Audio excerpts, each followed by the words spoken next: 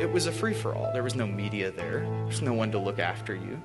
And the Marines took it upon themselves to shoot at, beat, rob, rape, kill whoever they wanted to. And that's being proposed on the news as like a few bad apples. This is a very isolated incident.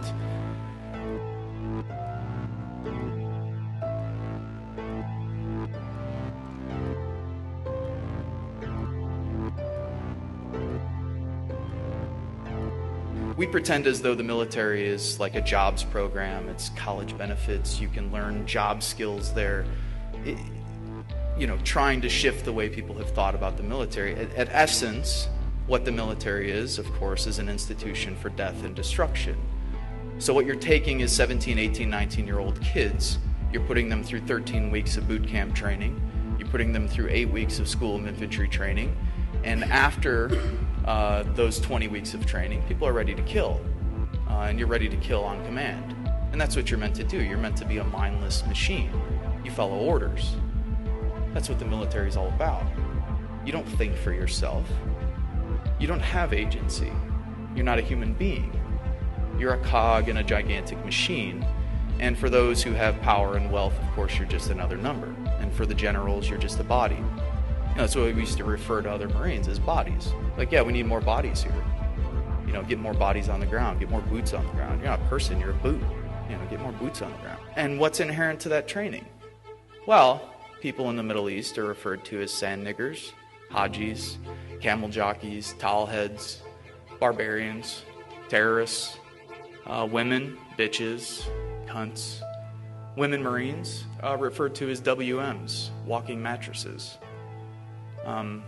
That's why 1 in 3 women who are coming back from military service are reporting military sexual trauma, because their fellow brothers are actually raping them while they're in the service. That's 1 in 3. It's not far removed from the 1 in 4 women in America who already report sexual trauma throughout their lives, or have experienced it at least once. So, again, firmly entrenched in the military culture and in the institution is patriarchy. And homophobia. Of course, everyone is referred to as a faggot, queer, pussy, a cunt. Again, reinforcing that you're weak, of course, if you're gay, bisexual, queer, so on and so forth. All firmly entrenched in the training, all firmly entrenched in the ideology, and all firmly entrenched in the kind of linguistics and the lexicon within the military. In Iraq, what did we do? We went on house raids, patrolled, either waited to get blown up by IEDs or mortars, because tactically it's insane. Everybody knows that you cannot win a counterinsurgency war, whatever winning would be. It's never happened. You can talk to the British who've been to Malaysia, you could talk to the French who've been to the Algiers, you could talk to the Americans and Australians and the rest who've been to Vietnam and Korea, and the Soviets in Afghanistan, and the United States in Afghanistan and Iraq, and every single time militarily have had their asses kicked, and rightfully so. But have also caused tremendous amounts of death and destruction. 1 million Iraqis dead. 7 million Iraqis displaced within a country of 25 to 30 million people. An entire generation lost. People forget that when there's a war for 10 years, kids don't go to school. You don't develop. You drop depleted uranium-coated rounds that have a half-life of X amount of billion years, and so now you have birth defects in towns like Ramadi and Fallujah that are 500% what they were 10 years ago. We've absolutely devastated that country, the United States and the West. After 30 years of warfare, supporting both sides in the 8-year war with Iran and Iraq, the Gulf War, the sanctions throughout the 90s that Madeleine Albright and Bill Clinton said were worth it. 500,000 dead, women and children. Madeleine Albright on news, 10 o'clock news. Yeah, it's worth it. Absolutely. What was happening over there?